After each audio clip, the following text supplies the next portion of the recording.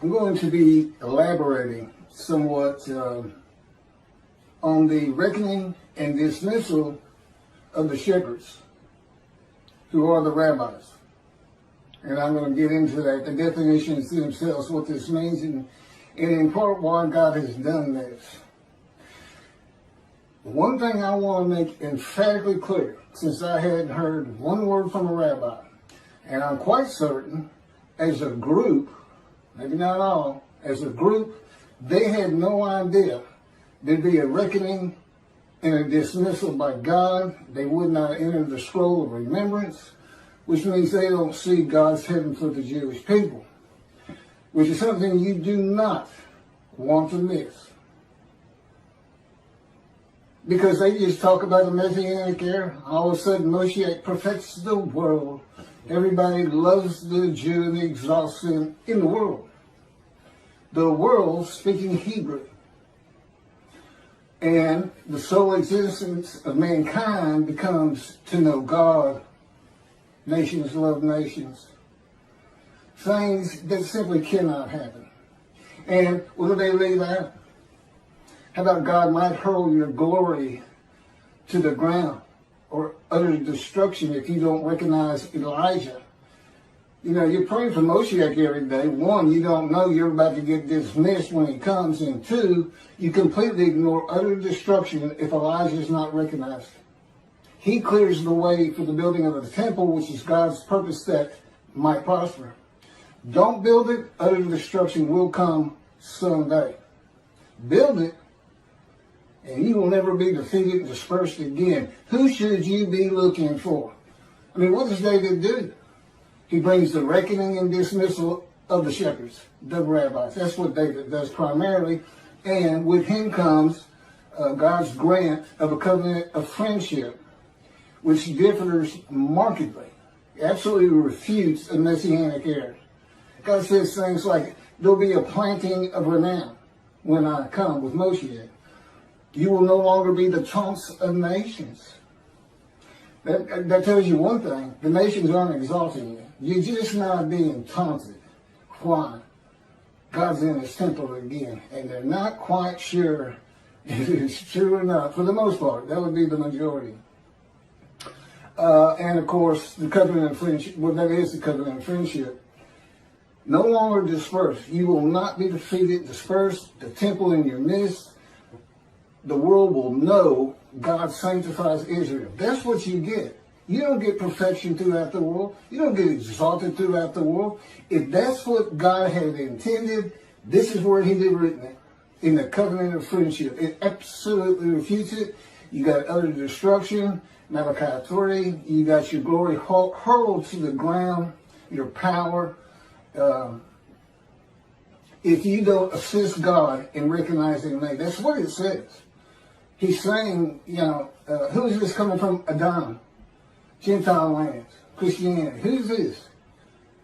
You know, the peoples no one listen to him, and he's not happy about it, and he says it, I think it's verse 3, could be, he's stunned that he's not getting a response. Particularly, and I know why now, the mountain of evidence that has been presented to the Jewish people on these videos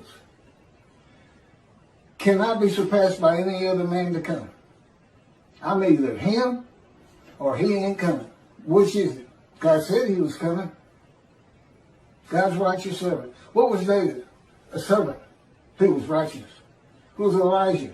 Servant who was righteous. Who was Moses? Servant who was righteous. Who else? Who are we missing? God's righteous servant. One description, 4 righteous servants. I am all 4 men. I just reposted it again. I have a verse-by-verse commentary solely showing how I and my life fits Isaiah 53 and explaining it. Explaining what he was wounded for our sins means. No man has ever been able to do that before me. Certainly not Toby a singer with his absurdity, an absolute absurdity. 6 million Jews die and then a ram guilt offering. That's not even all of Israel. That's about 1/3 of Israel at the time. Nobody got long life. It looks like Hitler's the one who made the sacrifice, and he didn't get long life. No one is made righteous because of it. It's an absurdity.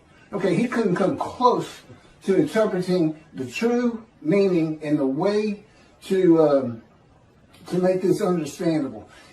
Isaiah 53 is in large part a snare.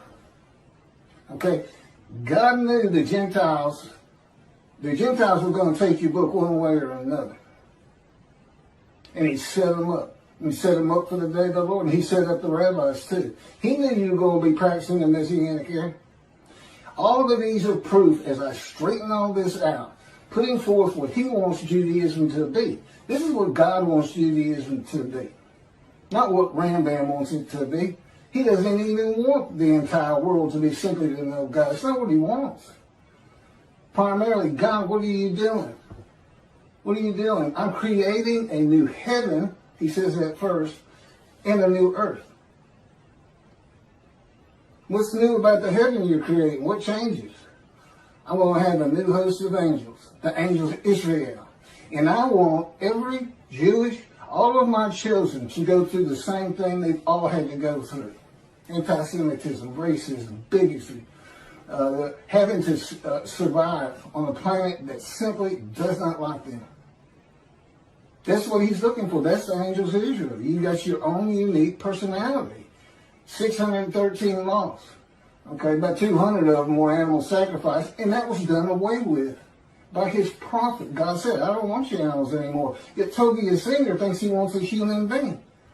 You're not supposed to add to or take away anything from the Torah. And when you see you're about to do it, you better ask yourself, where am I wrong?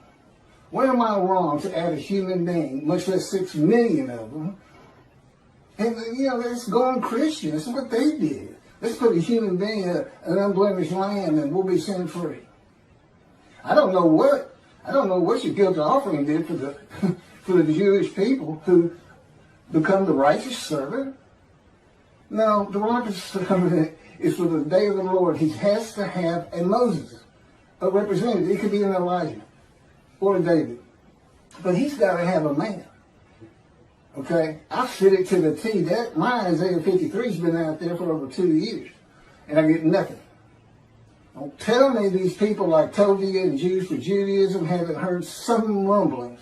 I can't say exactly what. God doesn't tell me things like that. He'd never tell me what another person's thinking. He won't tell me anything to happen in the future. If I can't find out an answer of my own, then I don't find it. They don't give it to me. But,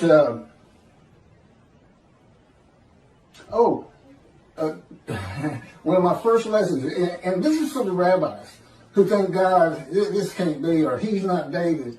We're not reckoning with him to dismiss. They just want to pretend it's not there. Yeah, you're not going to heaven. Okay? That's every rabbi on the face of the earth.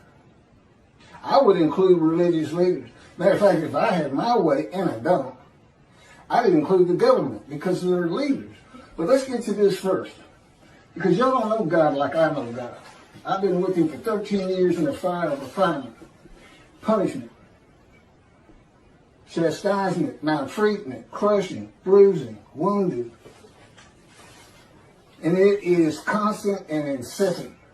I will say this, I couldn't see it for about 5 years, but it has changed me. I am such a different man today than I was. When this thing started, I was no more capable of handling the tasks that are before me, since it's clearing the way for the building of the third temple.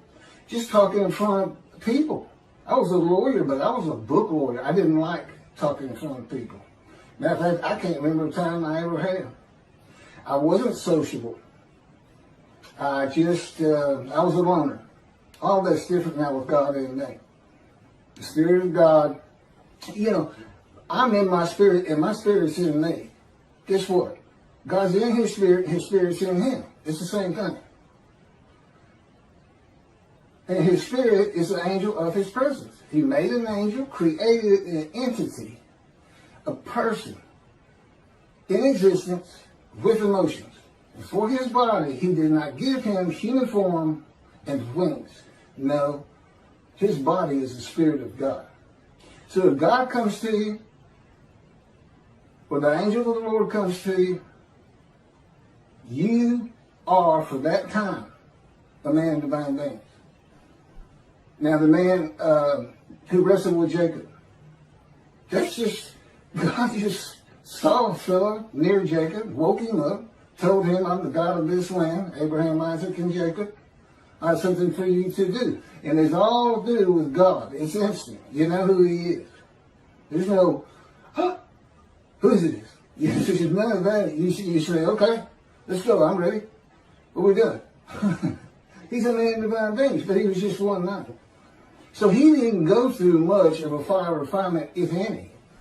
I mean, he had to wrestle all night. But God does this with all his prophets. It's just a way of changing this. It's like, you know, he has to break our will. And he can't have me snapping at people. I was known as a fighter. And, you know, if you said something to me that I didn't like, I didn't respond verbally to you. I just hit you. I just laid into you. Fight's on. Nobody talks to me like that. That's the kind of girl I was. And that's, God said, this was taking so long. Because it's got, the last 3 years have been the worst out of 13. Going on 14 now. It's, you know, as he says, it just takes more to get the response out of you, the small change that I want out of you. And I'll tell you, I'm ready. I am flat out ready. And what is the problem with your people? They don't know who you are. When you say utter destruction is coming, you're not fooling around. Here's what, you know, you kind of get one personality of God in the Hebrew Bible. You know, it's not far-ranging. But what he showed me is based on the following. This is one of the first lessons he gave me. And anybody can look at this. I don't have my glasses on. I'll get through it the best I can. But this is the chapter that leads to the purpose of the Temple Mount. And it's 2 Samuel chapter 24, verse 1. The anger of the Lord arose. Okay, I gotta get my glasses. Bear with me.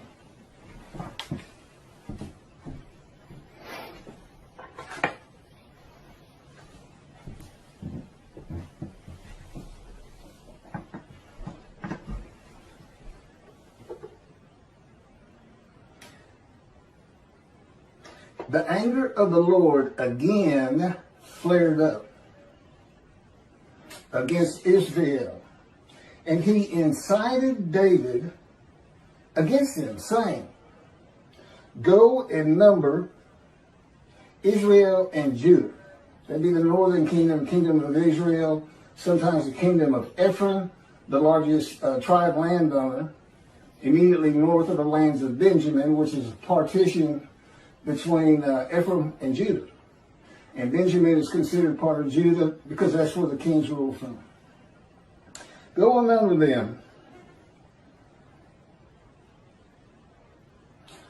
Apparently there's some problem in taking the census. I don't know what it is, but he incited David to do it, and then he put him into a 3-pronged test. Do you want me to come against the people? Do you want me to come against you? And one other one. And he said, let it be against the people. Let no man take name. And God did. And he kills pestilence. And 70,000 had died almost immediately. Now, did God just go down and kill 70,000 Israelites? No.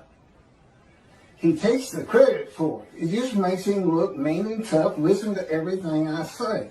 The pestilence was already there. God could see it. He knew it was coming. And he does this a lot. He says, I will come with utter destruction. No, his creation is going to utterly destroy Israel. I would suggest, it won't tell me, I would suggest we're talking nuclear bombs from Iran right now. Someday. And they'll do it. They will do it if they get it. In any event, that's how. Oh, and it's interesting, the numbers are different. The census numbers are a little bit different from what I'm about to read in 1 Chronicles. And so is the amount of money paid for the Temple Mount out of David's pocket, is what he makes it sound like, but I'm sure it was the kingdom's money. I would think so. I don't know why he'd have a separate side job or anything. If you'll turn to 1 Chronicles, chapter 21,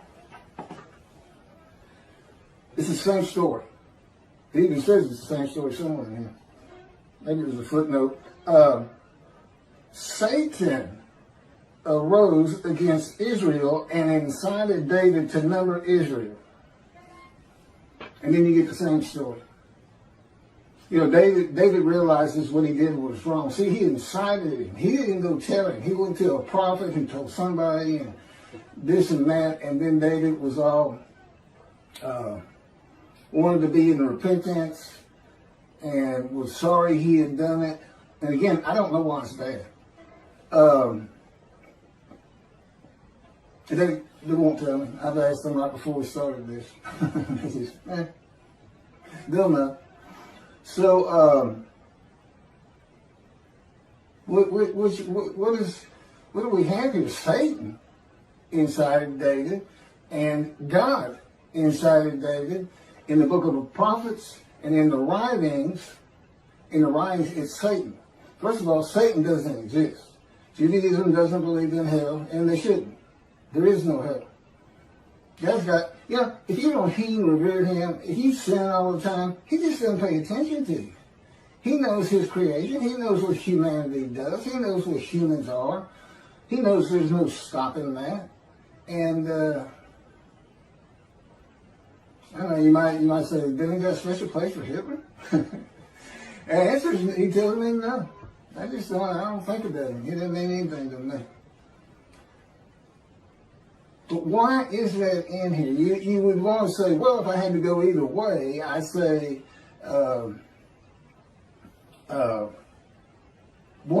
Samuel is who you go with, because that's the book of the prophets. And I'd agree with that, except God wrote this whole book. He had a whole thing written. It's not just Torah. Don't forget that. It's not just the Torah dictated to Moses. If you, the book of Ezekiel, just assume Ezekiel wrote it. Might not be the case, might not be all of it, but, you know, just go with that. Whoever the main character is, they wrote it for God, because if he's talking to you, and he's going to be with you quite a while, like in writing one of these big books of 70 chapters, you're going through the fire of refinement. Moses went through the fire of refinement. You know how you know? Because it breaks your will. It makes you humble. It takes anger out of you that you used to not be able to control. We start with Moses. He killed a man. He was so angry. He was getting into fights. Then he runs away. He doesn't account for himself. He doesn't ask Pharaoh he doesn't repent. He runs away. He doesn't take account for his own actions. Not a good person. At the end of his life, it is said in the Bible, Moses was the most humble man on earth. And God said, Keith, I put that in there primarily for you. So you would understand you're not the only one that's ever gone through this. He says, you're tops. I mean, you're 4 prophets in one. Moses would be number 2 as far as the severity. But it took a man with that kind of anger. And Ezekiel had that kind of anger. He said, I wanted a spirit seized me, and I went in bitterness and the fury of my spirit in the hand of God. He's in the hand of God, but he's bitter and furious. I know the feeling. That's the fire of refinement. That is the key to understanding Isaiah 53 and those words. A man is willing to chastise, brush, crude, bruise, maltreated, so that I can go to those who are suffering guilt for sin and have the ability to make them understand God is here. Go to Judaism. Be observant. Stop sinning. Your guilt will go away. I offered myself to go through the fire of refinement so that I could remove your guilt. That's what it's all about. That's the first 6 verses, the witnesses. Wounded for our sins, bruised for this, crushed for this. Okay? And it's just for me to be prepared. Now, he didn't even ask Ezekiel. He didn't have to ask me. You don't say no to him. He's God. You don't say no. You say, okay. I've said, okay, a million times, I believe. But, so to explain this, God says, just imagine a scale with the finest, goodest, nicest, kind, merciful person you could ever meet. And down here, put Satan, the meanest, most vile, brutal, doesn't care about your pain. And he can go all through it. Okay? He literally decides what emotions he's going to have. Now, I'm in the fire refinement, and I call this the black hat, this the white hat. This is what he taught me. And we have a lot of good times in here. I mean, there's a lot of white hat, and the Holy Spirit's always in the white hat. He can be a troubler sometimes, but you know, it's kind of set up by God where he's sent to incite things. And then the black hat. This is where he is with me most of the time. The fire refinement. But we get over here. We get over here. The point is, he's not just listen to what I say or I'll put a pestilence on you. You don't stop sinning, I'm going to exile you. I'm going to take your temple. That would be someone over here. Not necessarily to Satan, but he said that's why that was written that way. So I can tell you about it. But he's really, I mean, when he's flat out in the middle, I just love that personality. It just does me well. So he wants me to tell the Jewish people about him. And my story, there's a lot I can't get into. I mean, he told me two things right off the bat. One, I don't care about your pain. And there's nothing I won't do to get you ready. There's no low I won't sink to. I will lie to you. And yeah, I know it says God doesn't lie. In the fire refinement, he does. Anything to incite me. That would come under chastisement. Wounding, slamming me to the ground. He's broken my chin open 2 or 3 times. Cracked my skull. I got a nerve this bad. Black eyes, skin off my face. That's wounding. And you ask yourself, what is this really doing to change me? But it eventually does. I still don't understand it. I told him I'll never understand it. But indeed it's working. So for the rabbis, if you think by ignoring me with the amount of evidence God has put before you, I mean, he planned this entire book before he made creation and selected his chosen. The entirety of it. That's why you only see angel of his presence and Holy Spirit one time. Judaism says Holy Spirit is not a person. Well, there's plenty of evidence in the scripture that he is, and I can tell you personally he is. And he's a great little person too.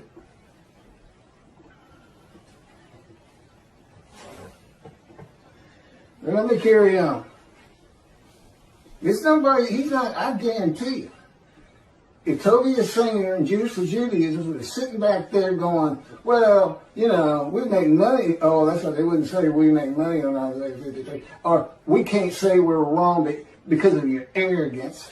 And the ignorance that you show in your commentary just defies logic to me because God told me from the get-go. I was an atheist for 50 years, had nothing to do with religious people. He said they're very intelligent people. Judaism is well based, on the ground, all makes sense. This is what he told me in the beginning. Since then, I learned a lot different. I don't think much about their capabilities at all. Remember, I'm a prophet. God taught me. God controls my mind, my thoughts, my words, my physical motions, because I'm in the cords of his power.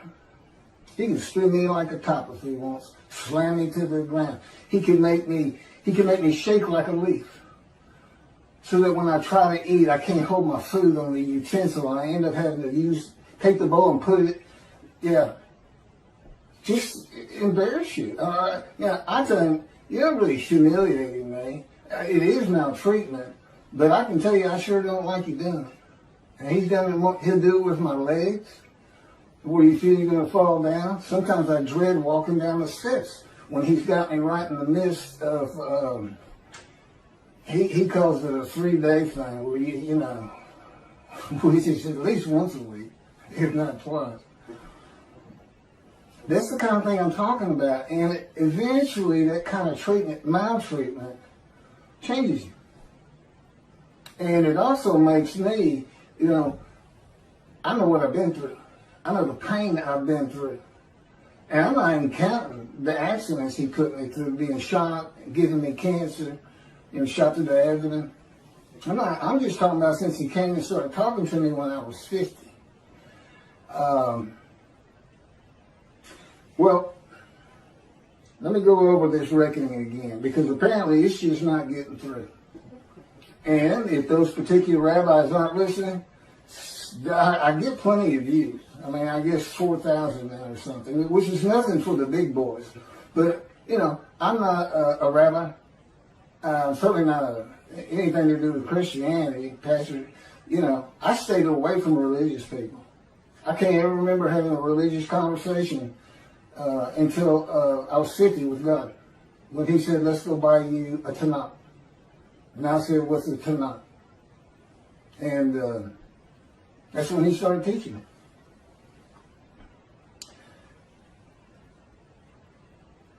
Thus said, apparently this, I don't know the answer to this. I'd love to hear it. Why don't you know about this?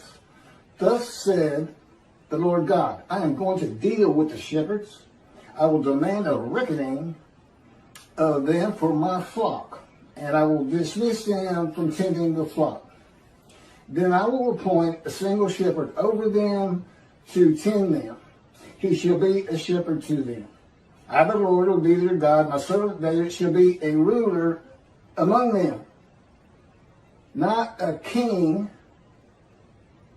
ruling over them, among them. In the Mishnah Torah, Rambam's got 2 chapters on King David, and he's making every bit of it up. He's thinking, what would the Davidic dynasty be like today? And off he goes. None of it's in the Bible. None of it.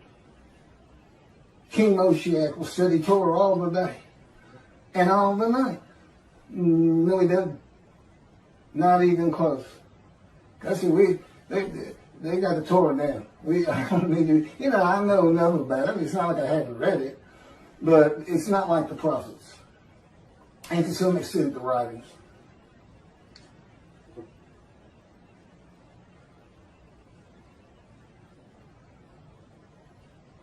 My servant David, he shall tend them. He shall be a shepherd to them. I, the Lord, will be their God, and my servant David shall be a ruler among them. I, the Lord, have spoken, and I will grant them a covenant of friendship.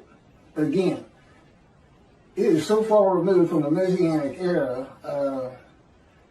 Why don't the rabbis recognize that? You won't be the tongues of nations. You won't be defeated and dispersed again. His sanctuary amongst you, the world will know he sanctifies Israel, a planting of renown. That's it. That's what happens when Moshiach comes. You tell him I said so. If it looks like I get a little hot about this, God controls my emotions too. And that's how he wants them to hear it. And never forget, he can speak straight through me. As a rule, he's always speaking through me since he controls my thoughts and my words. But it's always based on my personality. He can change that. He can change that. But if you're not a believer in a man divine being, it doesn't help. You just think I'm putting on an act. I've had conversations with him where I'm looking into a mirror, okay? And when you're talking to people,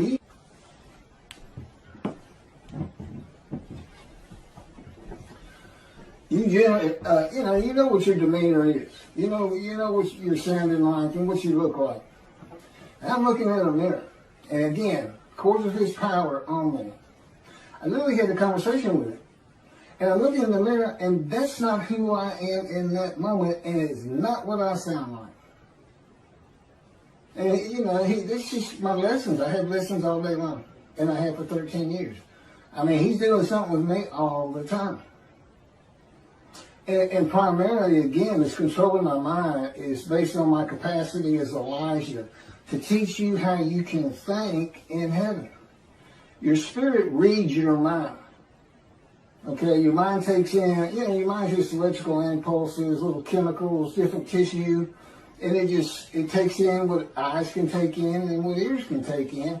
Your person is the spirit in you. Spirit and soul.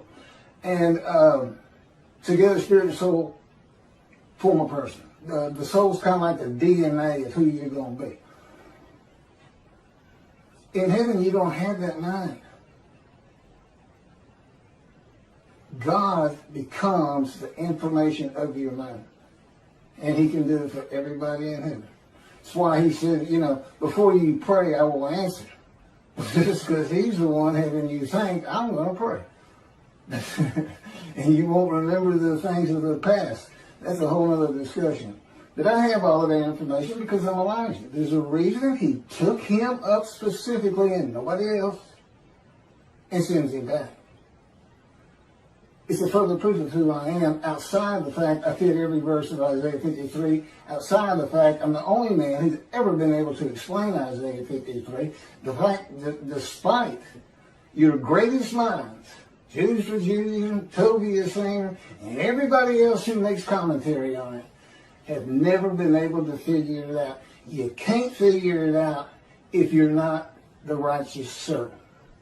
And I couldn't see, I read it the first time, I said, what is this?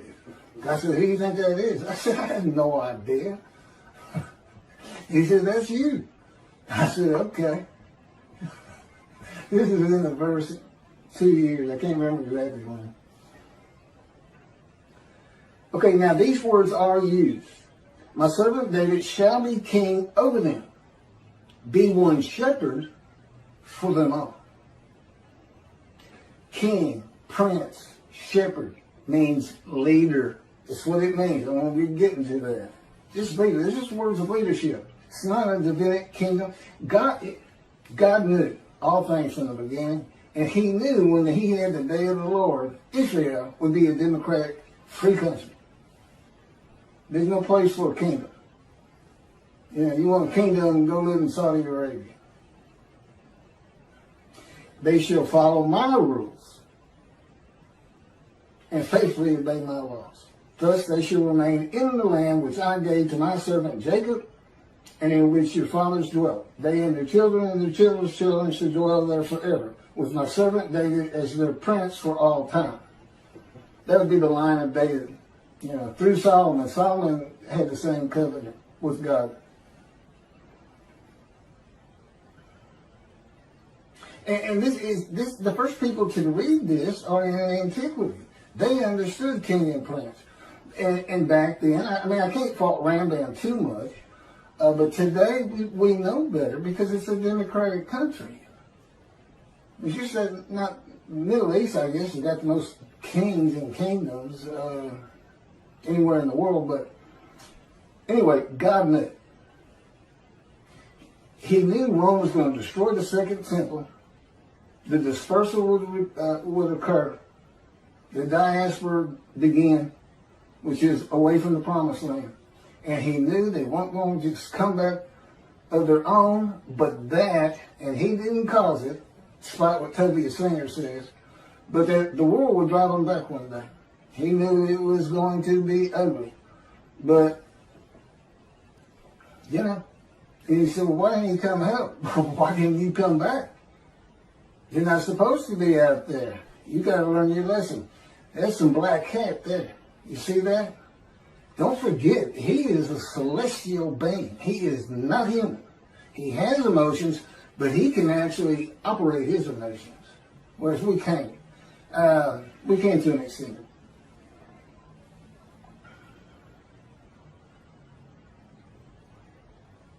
Okay, in today's world, with so many synagogues and people of Israel, the best interpretation of this dismissal is that will be a leader of God's flock to tend them and be a ruler among them.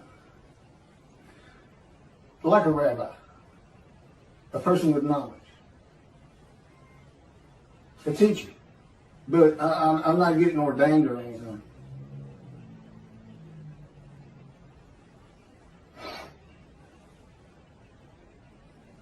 Okay, reckoning. This is what reckoning means. It's the avenging or punishing of past mistakes or misdeeds. Teaching Messianic era. I mean, you're just not putting your thinking hat on. That was for antiquity, Middle Ages. But, resurrection of the dead, the 13th fundamental principle of Judaism by Rambam. We believe in the resurrection of the dead. Do you really? Do you really? Are you telling the truth in that prayer? We've gone through the age of medicine, science, knowledge. We know you cannot resurrect a human being from dust. They had to be conceived and born, period. And there's never been a virgin. Got a great story. You should hear about how he tears that apart. That woman with child, Isaiah's concubine, he's married to the prophetess, and this child, Emmanuel, doesn't learn right from wrong until he's 9 years old. My question is, why isn't he Jesus? If his mother is a virgin, why isn't he Jesus? I'm going to put it to them. I'm going to be the greatest anti-missionary of all time, particularly, though, because eventually the many and the multitude are going to be telling the world, who can believe our report? That's him. Who is the arm of the Lord been revealed on? That's him. He knows too much.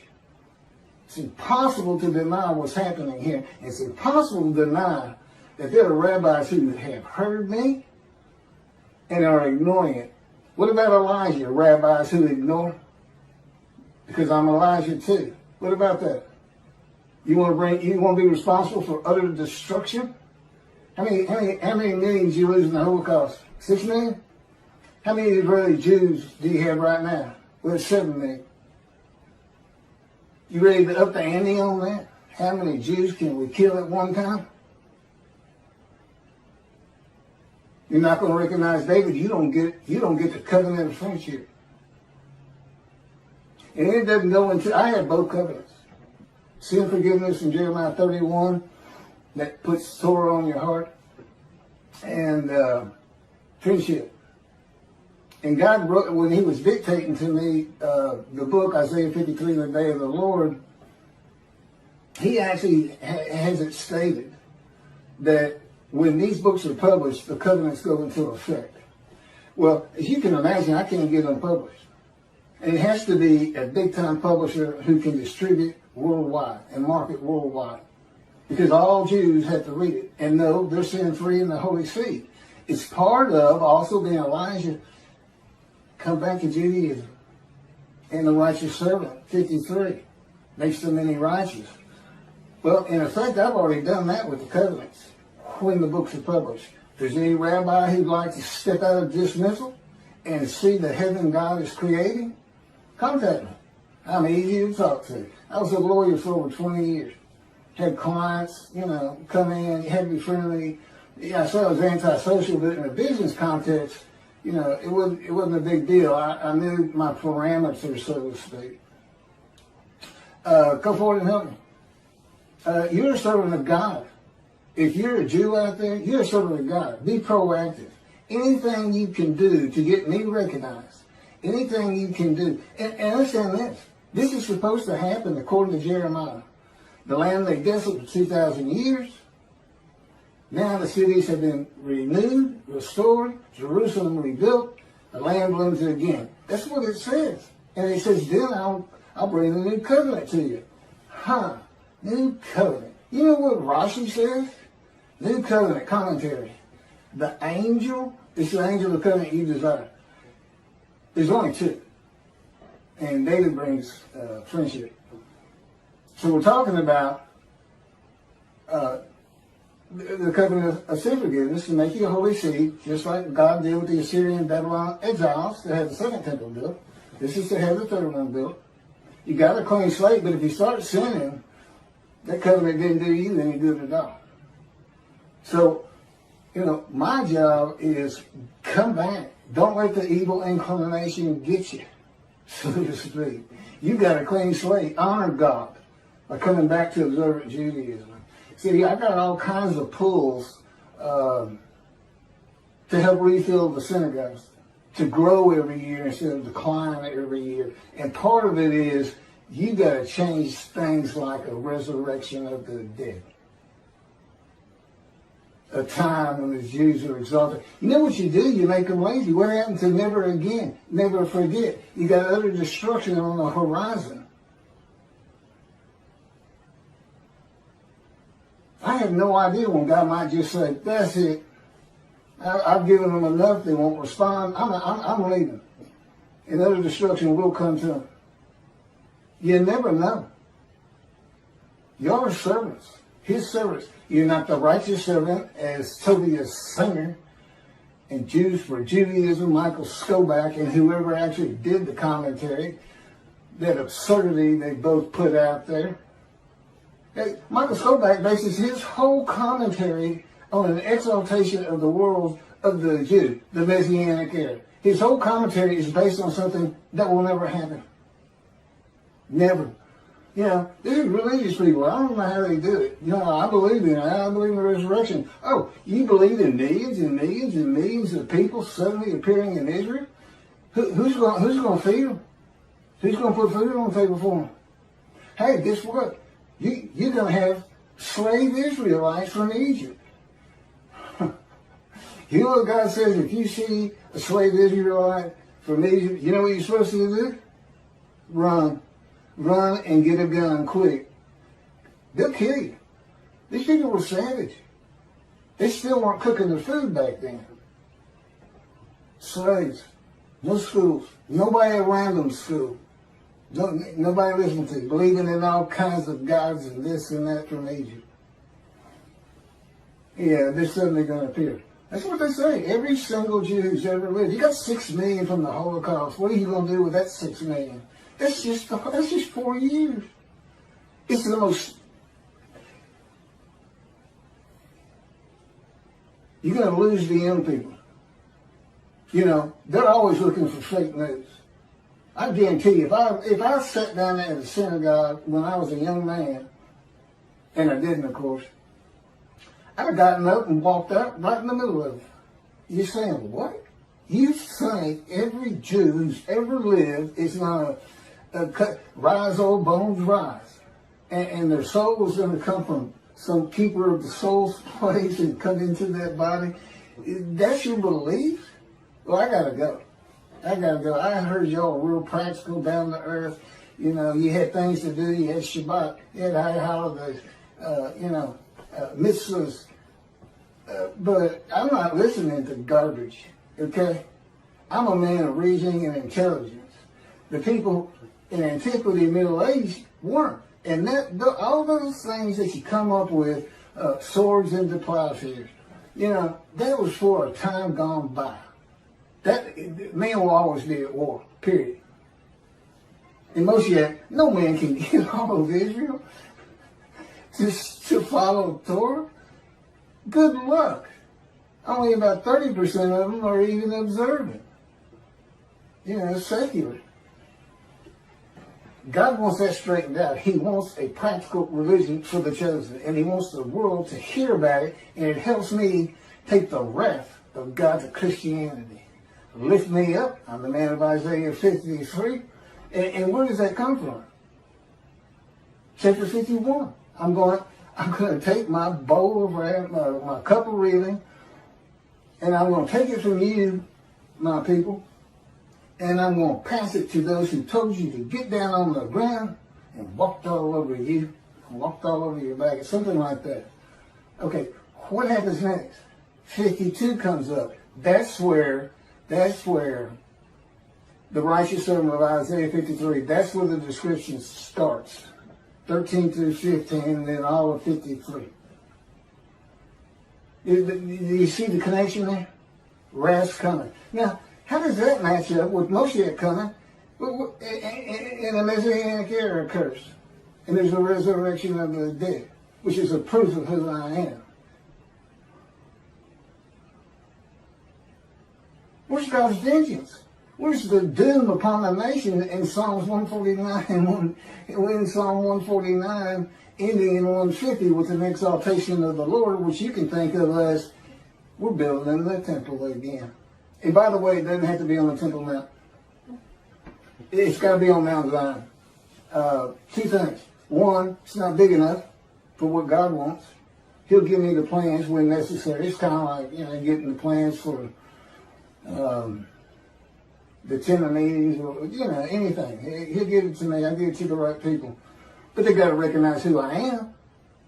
Yeah, you believe in the Messianic era, but you rabbis, God's got to force your hand. That's what this is about. He's forcing your hand. And he's putting the destruction of Israel on your shoulders. And I'm not going to stop talking about it. And how you ignore me. You can't find greater. Just because it's not your faith. He says there's not a resurrection of the dead. I can't listen to him. I've never heard of the reckoning and dismissal. They're arrogant and they're ignorant. To me. Now, in regular society, they're real intelligent people. They can fool the flock, who are just aimless sheep. They can't fool me, because God's in me. He won't let it happen. And so I can incite them. You tell either one of them, if they want to debate, tell Cody the singer who says he'll debate anybody on 53. You tell him I'm ready. You tell him I'm ready. And he better take some sedatives before we get there, because I will incite him. I will arouse him with my words. And you wait till I start getting hold of the Christians. If you've been reading the details and watching my videos, you see I've got some powerful things to tell them, and I will not hold back. Remember, I'm not the most humble man in the world yet. This is the kind of person Moses and Ezekiel was.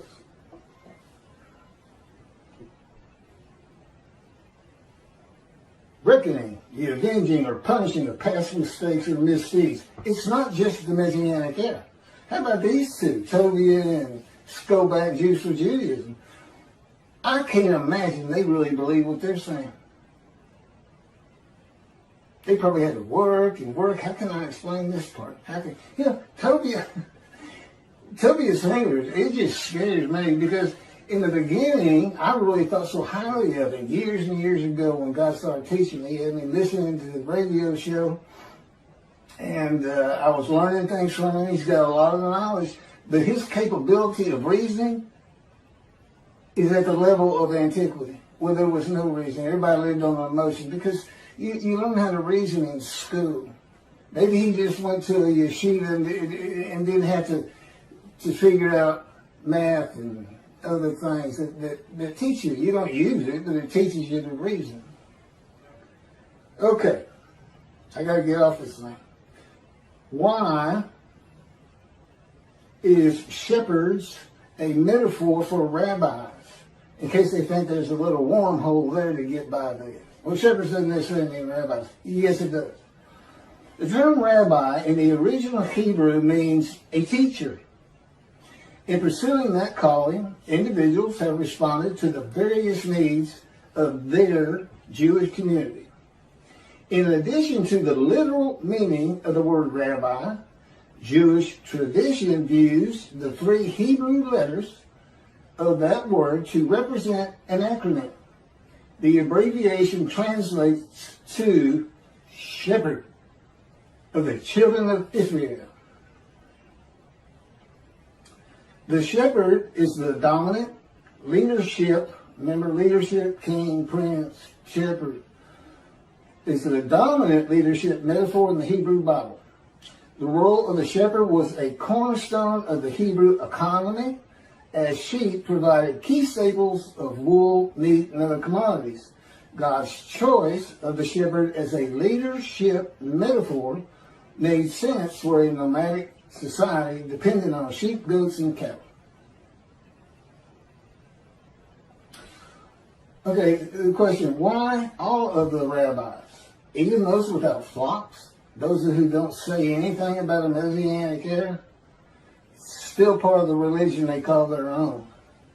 God is not pleased with the teaching of the rabbis of the day of the Lord, which is none, and their reliance on the opinions and commentaries of the sages and rabbis from the ancient age and Middle Ages. There are many inconsistencies and errors in what the sages and rabbis say and what the scripture says, and of course, they had not gone through the age of science, medicine, knowledge, communication with the internet. There's a whole different group of people. You got to know how to read the Bible. Toby, Jews for Judaism. It's written first for antiquity in the Middle Ages. There's things in there just for them. There's plenty for the day of the Lord. And never forget what the world will do to you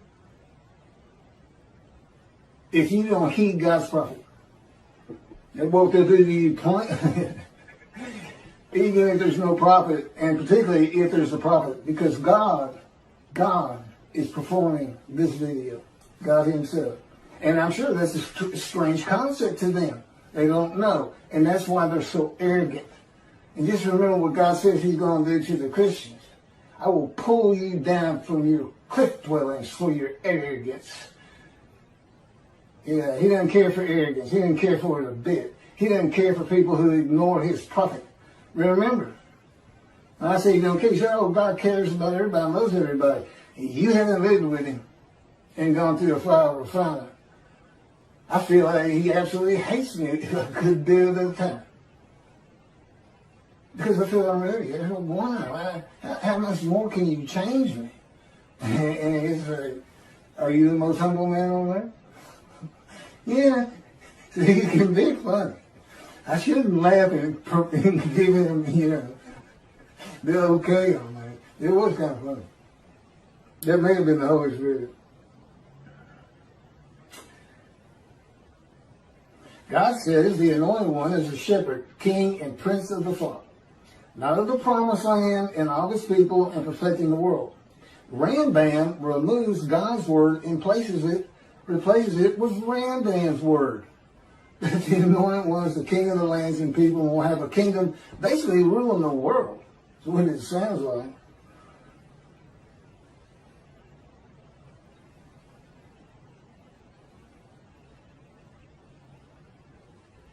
God says the prophets were rarely listened to by religious leaders in biblical times before he stopped speaking to the prophets. He said, this is arrogance.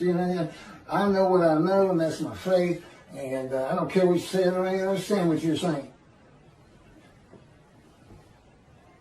I think the Christians got a lot on that. Don't stand on the corner. I don't know. Anyway, arrogance. And you can't admit you're wrong. Can't admit you're wrong and can't accept the evidence God has given you as being insufficient. Or you're not even taking the time to look at it. You're hiding. You got your head in the sand. That's no better. You do not heed and revere the Lord. You can say you do all you want.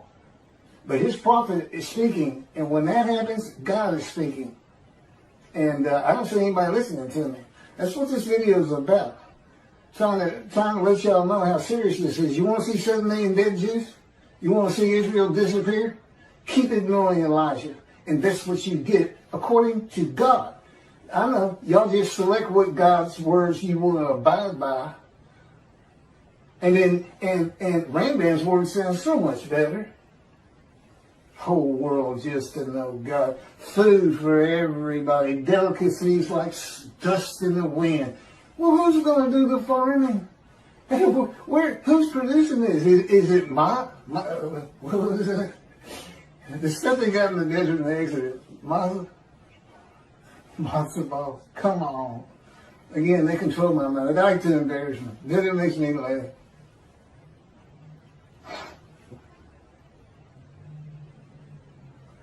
Okay, all this comes from God, by the way. Interpreting and teaching what God actually says will not bring in many donations for the reason that the flock will want to know why God is going to have a reckoning with them and dismiss them. They will want to know what the sages and rabbis have done to anger God. The rabbis must learn how to read God's book, the Hebrew Bible. The two books he dictated to me explain what all that means. They must be read and taught to remove the dismissal. And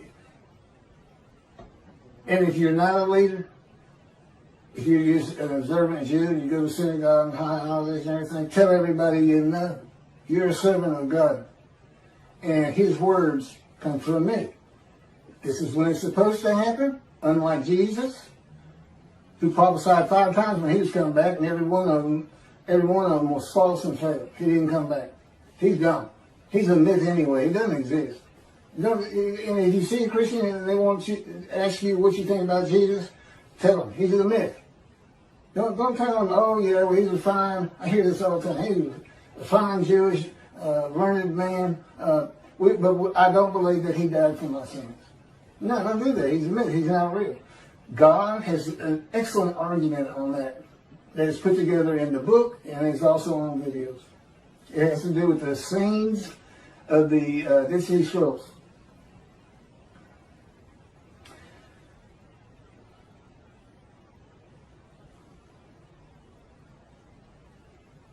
Okay, when my camera's got to be it goes off every half hour. I'm going to just keep reading as fast as I can.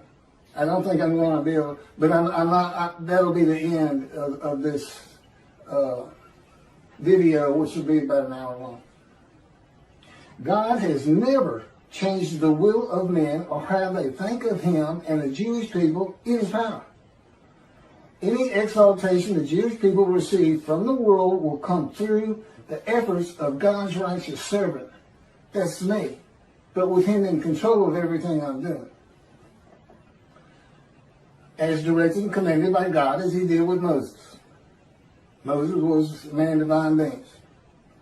I am God's servant David, the only shepherd of the flock God recognizes, and my unwritten purpose, we know what the written ones are. Go see what Elijah's clearing the way, recounseling families back with Judaism, God's righteous servant, making the name righteous. You mentioned the prophet like Moses. You're talking about somebody who will write his words and speak his words. Nobody's in bondage today, and that's the other thing he did. Elijah, asked him about heaven.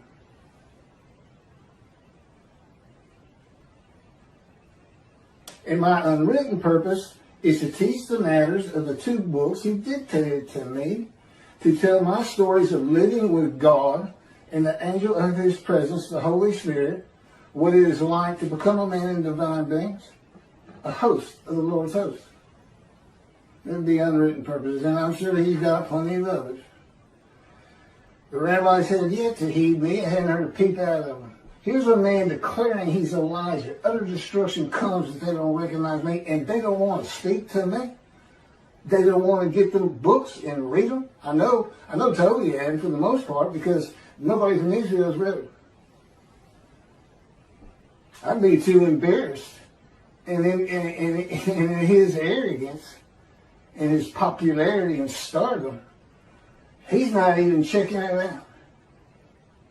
Total disregard for utter destruction and death of today, 7 million Israeli Jews. Utter destruction. That doesn't mean running through. Yeah, some might get out. Good luck making it over to Europe. If they're going to nuke you, they're going to have you surrounded at the same time. It's about time they read God's books. It's scripture. It's not canonized. It may be one day. But it's scriptures divinely received, verbally given to me. Keep go to your computer. Write this down. There's a whole lot of learning that went in between that.